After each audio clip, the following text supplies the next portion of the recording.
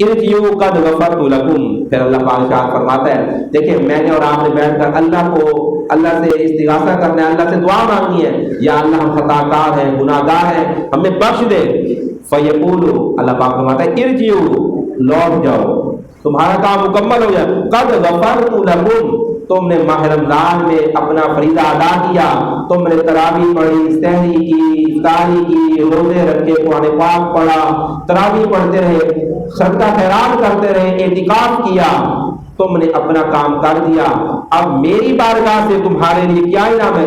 कद गफरतु लकुम, मेरे मानने वालों मैंने तुम्हें बख्श दिया है, मेरे मानने वालों मैंने तुम्हें बख्श दिया है।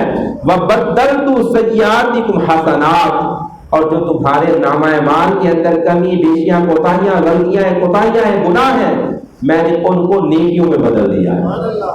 बद्दलतु सय्यातिकुम हसनातिन, मैंने तुम्हारी सय्यात हसनात में बदल दी है।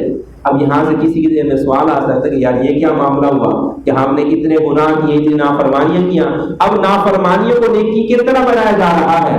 तो इसका जवाब सुने और अपने दिल को बाग बाग करें कि भाई मेरे और आपके दिल दिमाग के अंदर एक ताकत है, अमल की ताकत है, जिसको मैं और आप सर्व करके नेकी करते हैं या नेकी के मुकाबले बदी कमाते हैं।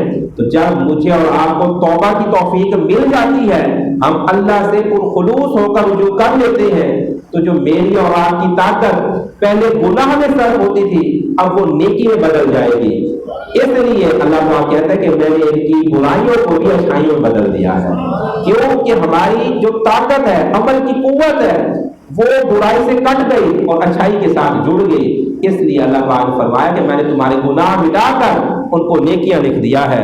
काला फयरजिऊन मगफूरन लहुम, जब वो लौटते हैं इंशाअल्लाह, जब वो ईद नमाज पढ़कर लौटते हैं मगफूरन लहुम, तो अल्लाह पाक ने उनकी बख्शिश कर दी होती है।